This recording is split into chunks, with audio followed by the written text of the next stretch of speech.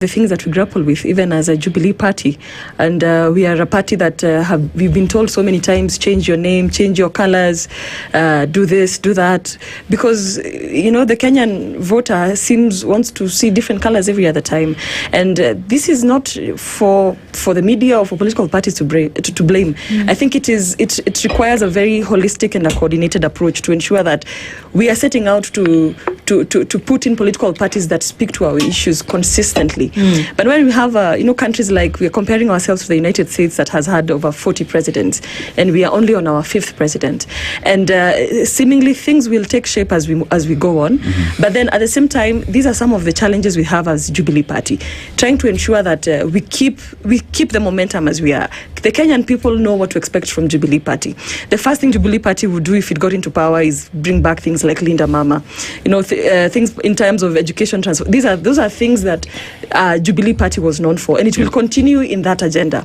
And that is the vision I see with Uhuru Kenyatta when he tries to tell the people of Kenya, come back to Jubilee Party. Jubilee Party is still here.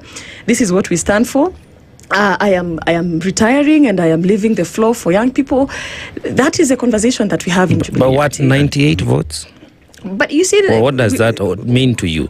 To me, it means that the decision for Olkalau residents was bigger than any individual. It was their decision. They made their decision, and they sent a very powerful message to the nation, even to us members of Jubilee Party, whom we thought.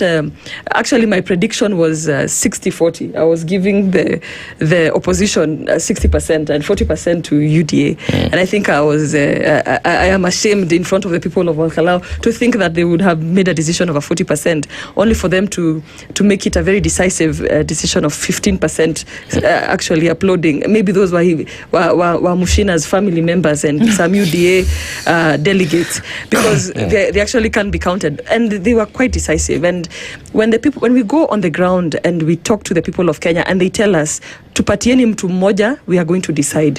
That is a very powerful communication. I think we now need to go back to the drawing board as the united opposition or the opposition coalition. And decide as soon as possible now, so that decision that was made in Olkalau was a protest, was a message to the current regime. Okay. But now we have to go back to our policy boardrooms and decide what are we going to sell.